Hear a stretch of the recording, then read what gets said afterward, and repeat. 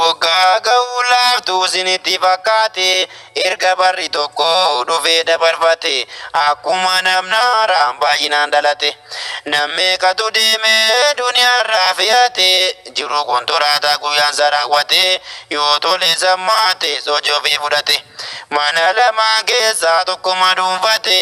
meeqaaf qabriin caffee jannataa itaate nima keessa ciise kan haara galfate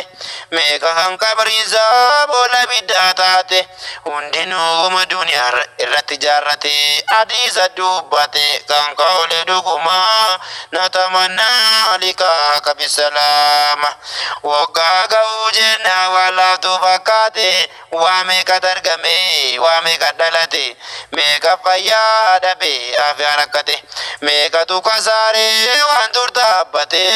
meeqatu salphate meeqatu jallate meeqa karaa makee rabbiin qajeelfate meeqa ganiyoo meeqa duraan rakkate waggaa tokko laaftuu isinitti fakkaate waa meeqa hojjate kaaliiq nordiif somoo natamannaa likaa kabisalaama assalaamu alaikum yaa ummata keenya kan dhiyoos kanarraa fagaatan jireenya waliin du'aa milkeessu egaa rabbiin keenya rabbiin nuuf tolchuu itti gala keenya akka deemnu faan ergamaa rabbii keenya namni milkaa'uu fedhe du'aa fi jireenyaan qabachuudha cimsee karaa nabii keenya sahaabota irratti lallachuu fakkeenya jiruu kophaas ta'e hawaasaa wal keenya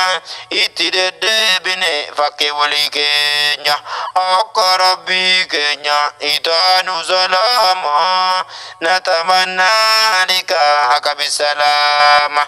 yaa rabbi fanuu galchi haqiiqaa islaama